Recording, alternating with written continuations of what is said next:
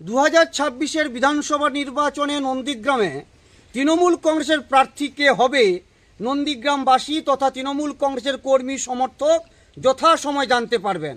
কিন্তু বিতর্কিত লোডশেডিং করে জেতা শুভেন্দু অধিকারী আর নন্দীগ্রামে যে প্রার্থী হচ্ছেন না, সেটা কয়েকটি তথ্য আপনাদের সামনে তুলে ধরলেই আপনারা বুঝতে পারবেন।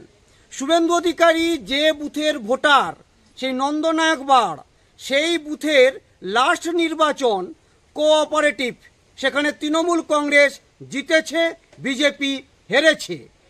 শুভেন্দু অধিকারী যে অঞ্চলের ভোটার, সেই অঞ্চলে 2024-এর লোকসভা নির্বাচনে তৃণমূল কংগ্রেস 412টি লিড পেয়েছে।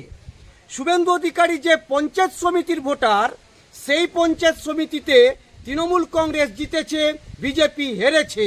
শুধু তাই নয়, শুভেন্দু অধিকারী যে ব্লকের ভোটার, নন্দীগ্রাম 1 নম্বর ব্লক, সেই ব্লকে 2024-এর লোকসভাতে তৃণমূল কংগ্রেস লিড পেয়েছে 2500 ভোটে, আর বিজেপি 2500 ভোটে পিছিয়ে আছে।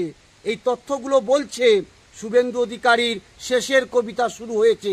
অস্তিত্বহীনতায় ভুগছে, পার নিচে মাটি সরে গেছে।